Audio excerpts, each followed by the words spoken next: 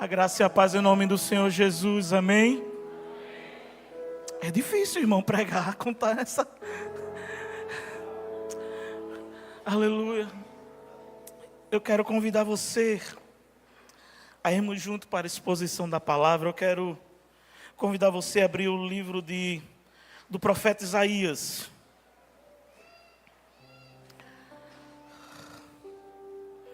Livro do profeta Isaías, capítulo 64.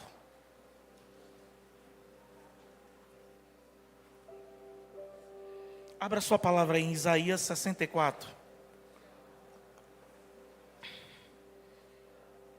Aleluia. Glória ao nome do Senhor.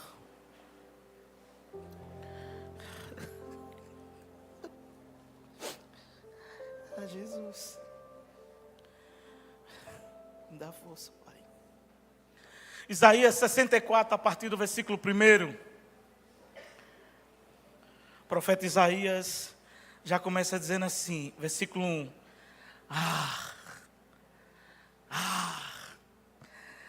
Se fendesse os céus e descesse, se os montes tremessem na tua presença, como quando o fogo acende os gravetos, como quando faz ferver a água, para fazeres notório o teu nome aos teus adversários, e para que as nações tremam diante de ti. Quando fizesses coisas terríveis, que nós nem esperávamos, descestes, e os montes tremeram diante de ti. Porque desde a antiguidade não se ouviu, nem com os ouvidos se percebeu, nem com os olhos se viu, Deus além de ti, que trabalha para aquele que nele espera. Oh, aleluia. Você pode se assentar em nome de Jesus. É uma interjeição. Se o céu se rompesse. Nessa noite eu quero falar quando o céu invade a terra. Porque é isso que o profeta está clamando aqui. Essa expressão, essa interjeição, sabe, é de emoção, desejoso para que os céus rasguem a terra, venha sobre aqueles que estavam ali.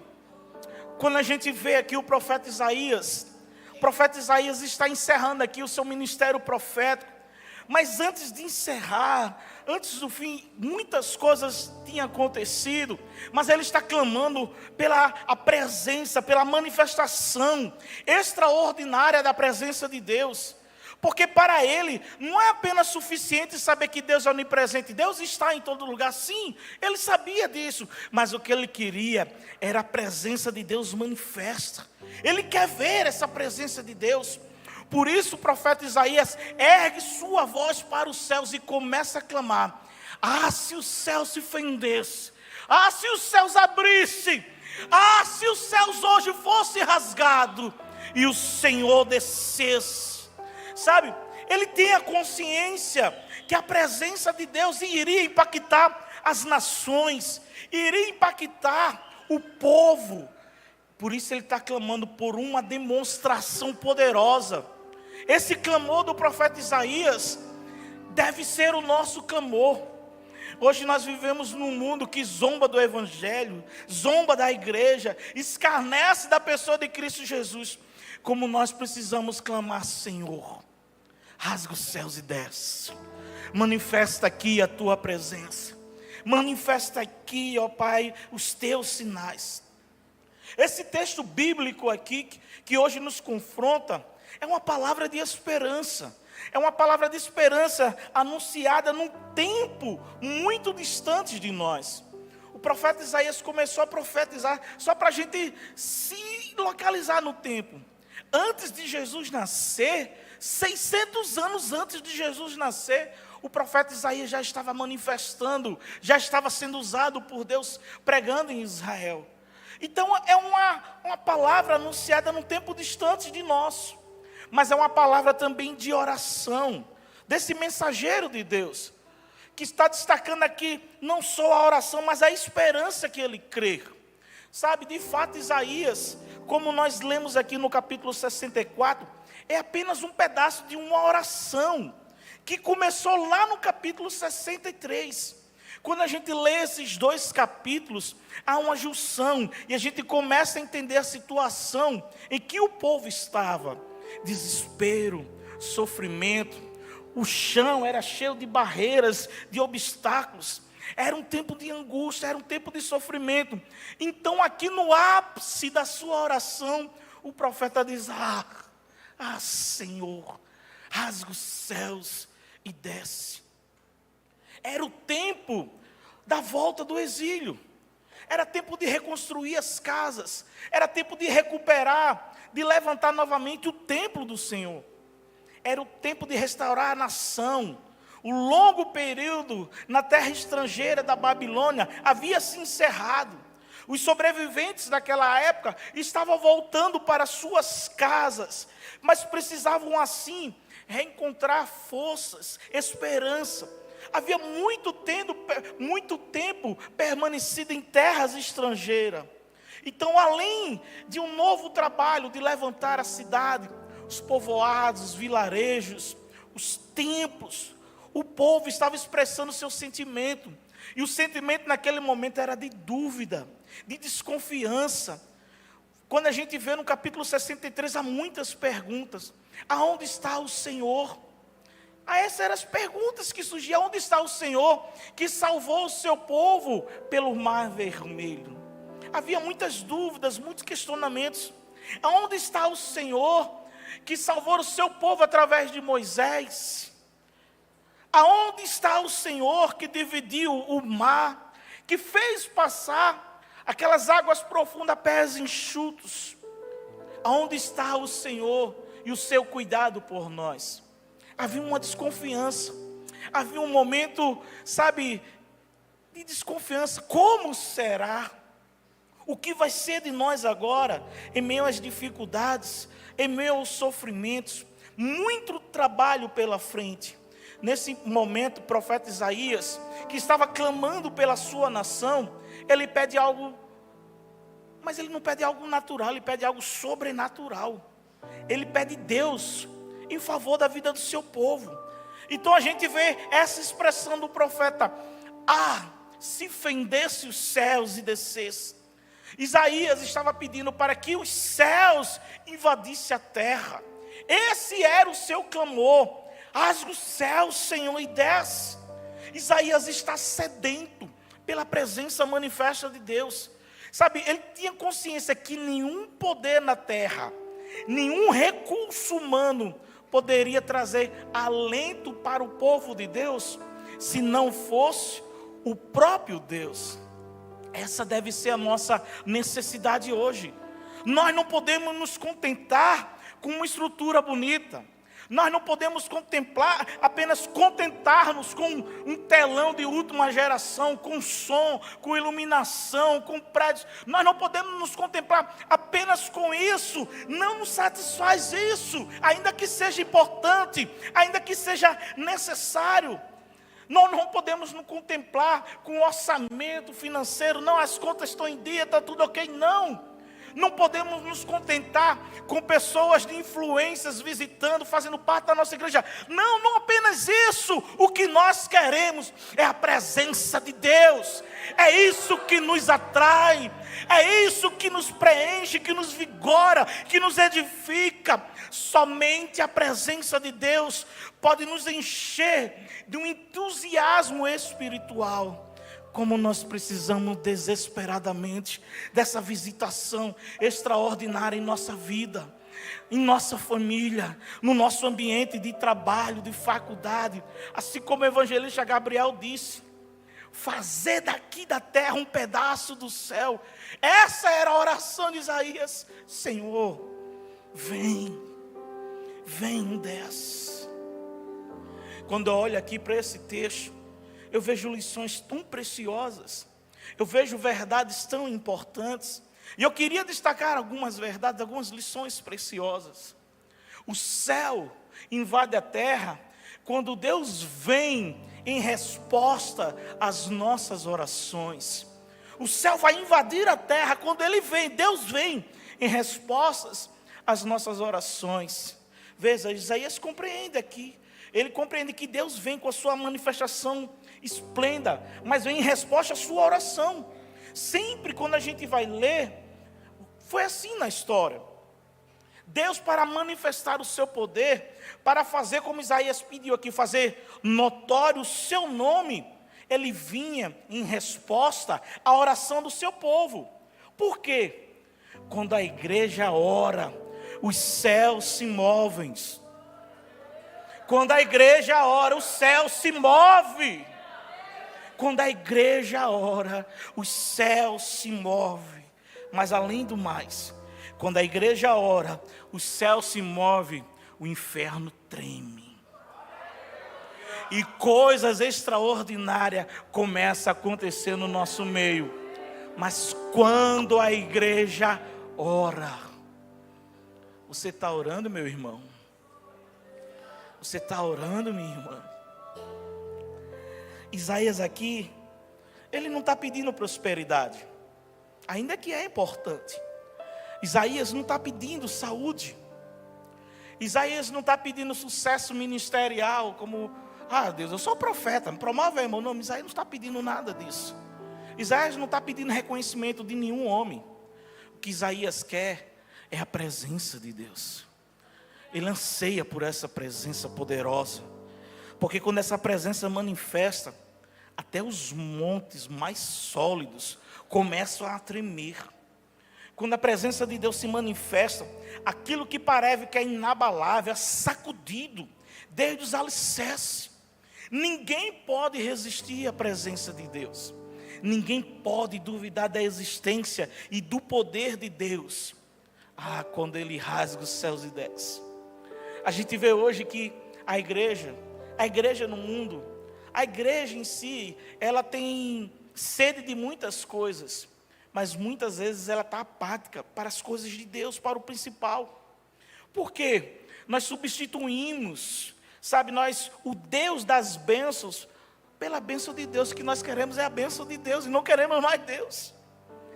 Irmão, a bênção de Deus, a palavra fala, se nós ouvirmos e obedecermos a Deus, todas as bênçãos nos seguirão. Mas o que nós vemos hoje, são cristãos desesperados, correndo atrás de bênção, quando na verdade nós deveríamos nem correr atrás de bênção, nós deveríamos estar no altar, buscando o autor da bênção, o doador da bênção. A igreja muitas vezes parece que está apática para isso. Nós queremos, a bênção, mas não queremos Deus. E muitas das vezes nós estamos construindo a nossa própria torre de Babel. Aqui. A Bíblia fala lá em Gênesis, quando os homens se reuniram para construir a torre de Babel, algo estava no coração dos homens.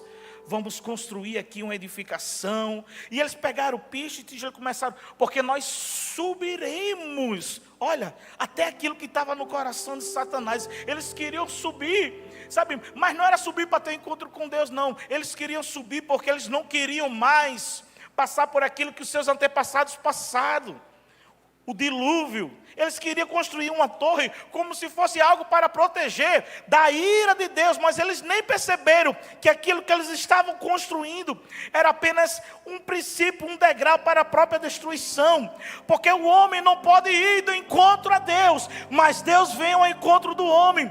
Muitos de nós estamos querendo construir a nossa torre de Babel e esquecemos que Deus preparou para nós uma escada de Jacó, a escada de Betel, que anjos vêm em resposta a nossa oração, mas nós queremos construir algo para elevar o nosso nome, para elevar o nosso ministério, para elevar aquilo que nós fazemos, e Deus vem, quebra, destrói tudo aquilo.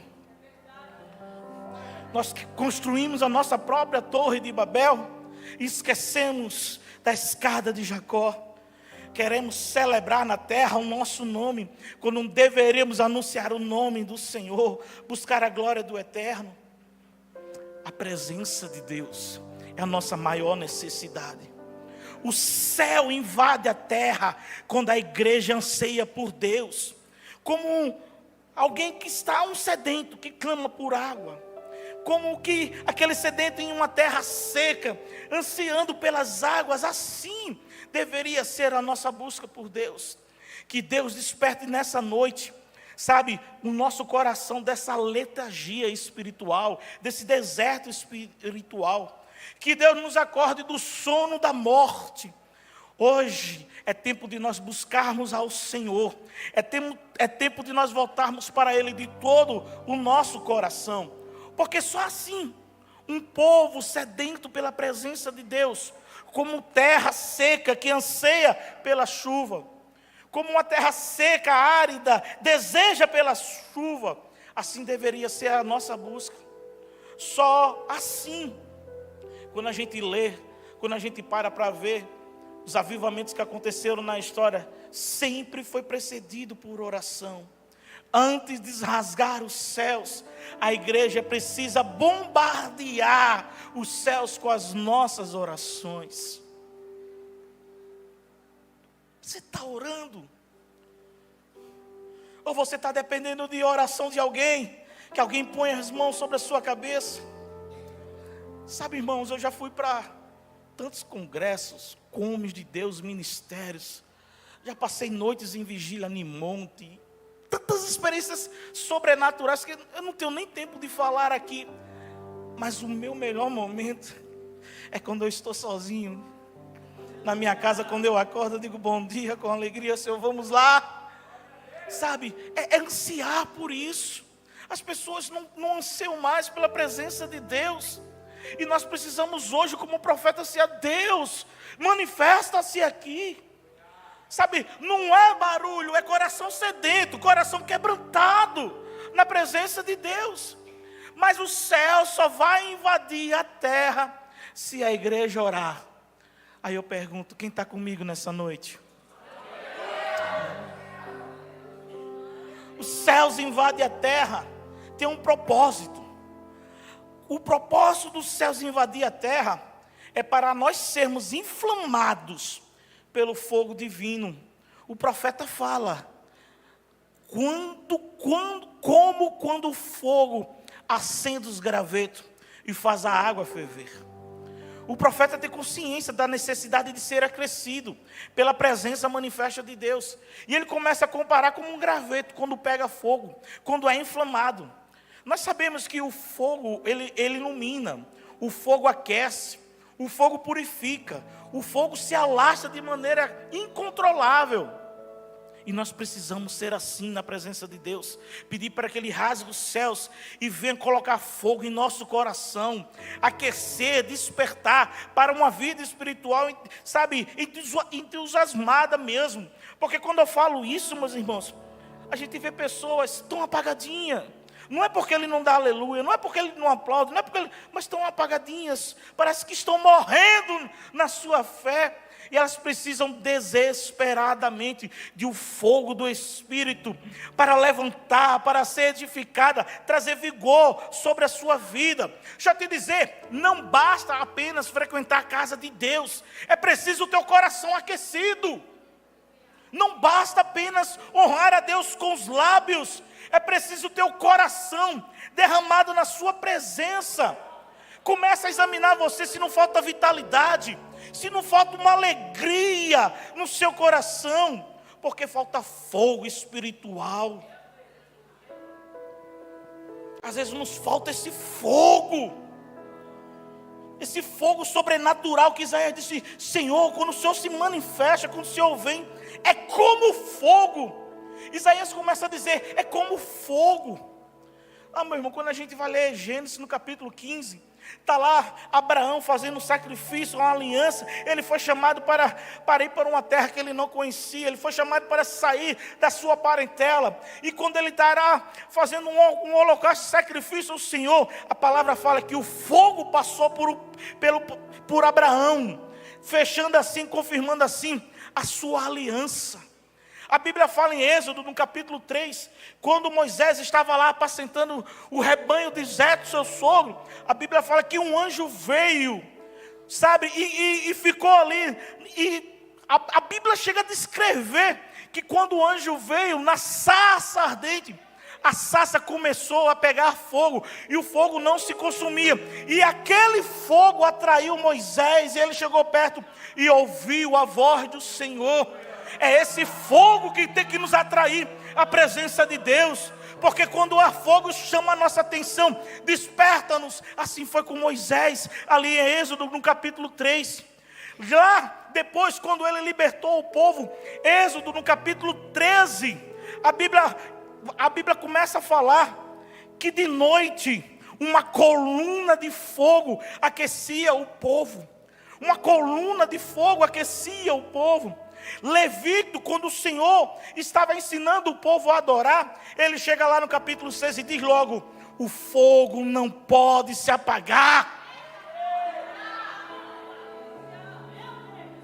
1 Reis, capítulo 18, está lá Elias orando, combatendo contra os profetas de Baal, e a resposta dele, e a oração de Elias foi: Senhor, responde-nos com fogo. E a palavra fala que o fogo desceu, consumiu o holocausto, fogo lambeu a água. Nunca vi isso na minha vida. A Bíblia fala, e o fogo lambeu a água ali do altar. 1 Crônicas capítulo 21, sabe, o anjo estava matando todo mundo de Israel por causa do pecado de Davi. Davi preparou um sacrifício, e quando ele preparou um sacrifício, Deus aceitou aquele sacrifício, aquele arrependimento, e Deus concedeu perdão. Mas a palavra fala que o fogo consumiu aquele sacrifício. Fogo, era isso que o profeta estava dizendo. Jeremias, quando ele vai pregar, Jeremias, quando ele vai dizer no capítulo 7, ele vai dizer: olha, a palavra de Deus é como fogo. Quando ele não queria pregar, ele chega a dizer, sabe, ele não queria, ele estava desistindo do seu ministério. Ele chega a dizer no capítulo 20, era como fogo dentro de mim que me cerrava. Eu não conseguia deixar, porque havia sobre ele um fogo que queimava o seu coração, que queimava os seus ossos. Zacarias vai dizer no capítulo número 1, que Deus é como um muro de fogo. Atos capítulo 2, quando eles foram revestidos de poder, os discípulos viram línguas repartidas como de fogo. Hebreus capítulo 1 vai dizer que Deus faz os seus servos como labaredas de fogo. Hebreus capítulo 12 vai dizer, Deus é como fogo consumidor. Apocalipse capítulo 1, João está vendo Jesus ressuscitado e diz, os seus olhos são como chamas de fogo. João Batista está vendo o Cordeiro e diz, ele batizará com o Espírito Santo e com fogo. Os céus é invadido, os céus invadem a terra quando há corações sedentos. E a palavra fala que Isaías diz, Senhor, como fogo, como fogo. Já tem gente queimando aí, eu estou vendo. Ó, tem um queimando aqui, ó, tem outro queimando ali, ó. Olha um lá queimando lá atrás também, ó. Fogo. O Espírito Santo viria.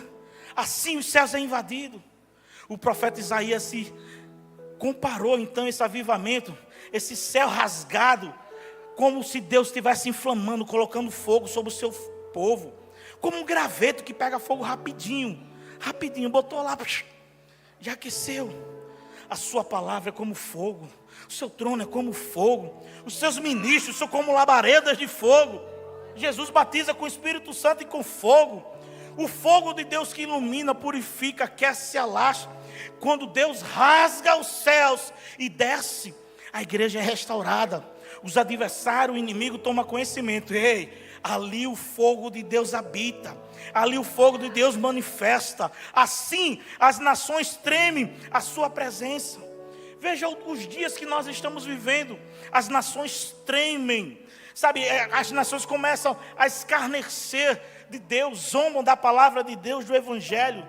Hoje, muitas vezes, eu fico tão frustrado de, meu Deus, tem igrejas tão apáticas, tão mornas, tão ritualísticas, estão dormindo no seu mais profundo comodismo espiritual, precisando de um avivamento, e não é diferente de alguns de nós. Pensam que apenas frequentar um culto no meio da semana é suficiente. Ei, você precisa queimar na presença de Deus. Só assim aqueles que estarão ao seu redor virão. Há algo diferente em você. Serão atraídos pelaquilo que você tem. E quando eles perguntarem o que é isso, você vai dizer: é fogo de Deus. O Ramassore Candarai. Como nós precisamos disso. É essa manifestação. Não é obra humana. Não tem como a gente promover isso. Não tem como a gente querer manipular isso. Não, não. Isso não emana na terra. Isso vem do céu. Quando Deus rasga e desce sobre a terra, Ele pega cada um de nós como um graveto. Cada um de nós como um graveto e faz pegar o seu fogo. Quando Deus manifesta, a igreja sai da sua pior letargia e vai e se torna uma fogueira inflamada pelo zelo, pelo amor, pela obra. Como nós precisamos ser inflamados por esse fogo de Deus. E o nosso Deus, o nosso Pai, Ele quer levantar nessa noite uma igreja apaixonada. O fogo da paixão. Uma igreja em chamas pelo Senhor, pela plenitude do Espírito. Sabe, uma igreja, discípulos do Senhor, possuídos, cheios de Deus, em meio a esse mundo corrompido. Deus está nos chamando hoje para nós levantarmos e brilhar para a glória dEle. Jesus chegou para os discípulos e disse: olha, vocês são a luz do mundo. Não se pode esconder uma cidade. Eu vou ainda melhorar aqui, eu vou dizer, não se pode esconder uma igreja, não se pode esconder um cristão. Não, não, não. Ele vai dizer, não se acende uma lamparina para colocar debaixo do cesto, não. O fogo de Deus não está aí no seu coração queimando para você ficar se contido, não. É para iluminar, para mostrar que há algo de Deus sobre a sua vida. Quando a gente olha na palavra, o fogo de Deus naquela época era a presença de Deus, era a glória de Deus. No deserto, não importava o lugar. No deserto, como eu falei em Êxodo capítulo 3, o anjo apareceu como uma chama de fogo no meio da sarça. Foi no deserto. Moisés olhou e viu a sarça em chamas e não se consumia. Muito tempo depois, lá em Êxodo capítulo 19, um monte. Moisés levou o povo para fora do arraial, para fora do acampamento. E ele foi ao encontro de Deus. E o povo permaneceu em pé diante do monte, esperando, o que será que vai acontecer lá em cima? A palavra fala que todo um monte fumegava. Saía fumaça. Por quê? A palavra é clara, porque havia descido fogo do céu sobre o monte. A fumaça subia e aquele monte tremia. A palavra fala que aquele monte parecia que estava derretendo. Só que o povo se esqueceu de Moisés. O Moisés estava lá em cima, recebendo as tábuas da lei. Josué estava lá no pé do monte. O povo olhando aquilo ficou com medo e começou a correr para trás. Você, quando vê o fogo, o que é que você faz? Você vai correr?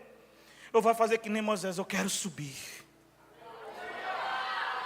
Eu quero subir. Eu quero me queimar. Deus desceu como fogo no deserto. Deus desceu como fogo no monte. Agora no tabernáculo. Êxodo capítulo 34. A palavra fala que de dia a nuvem do Senhor repousava sobre o tabernáculo. Onde estava ali a arca da aliança. Onde era oferecido o sacrifício. Estava de dia a nuvem. Mas de noite havia um fogo sobre aquele tabernáculo. E aquela nuvem conduzia o povo. Mas aquele fogo não permaneceu só no tabernáculo. Aquele fogo invadiu o templo. Em 2 Crônicas, no capítulo 7, quando está tendo a inauguração do templo, está aqui os levitas, os adoradores cantando, grande é o Senhor, a sua misericórdia dura para sempre. Salomão está aqui orando ao Senhor, os sacerdotes oferecendo sacrifício. A palavra fala que de repente aquela nuvem de glória invadiu aquele templo. Todos os filhos de Israel, a palavra diz assim lá no versículo 3, 2 Crônicas 7, versículo 3, todos os filhos de Israel viram descer fogo do céu e a glória do Senhor sobre o templo, e ninguém podia ministrar.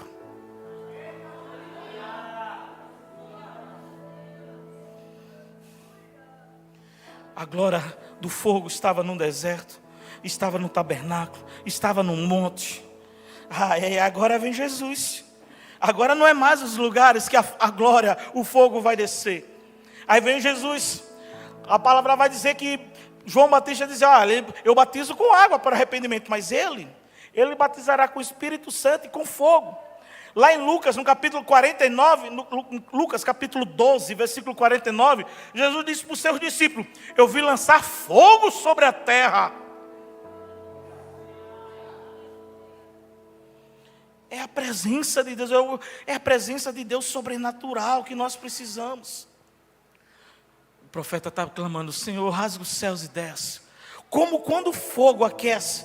Ele está dizendo: eu quero uma manifestação, Senhor. Eu quero algo extraordinário, sobrenatural. Eu não quero mais rotineiro, não. Senhor, os meus olhos querem ver. Quando o fogo aquece. Mas só que há um propósito nisso. Uma igreja, um cristão, uma comunidade, qualquer pessoa que pede, faz um pedido desse aqui, só pode fazer para um propósito: é glorificar o nome do Senhor.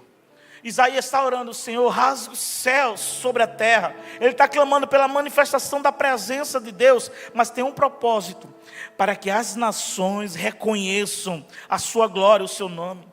Quando a glória de Deus vem para a igreja, não é simplesmente para a gente estar aqui falando em língua, pular, bradar, não.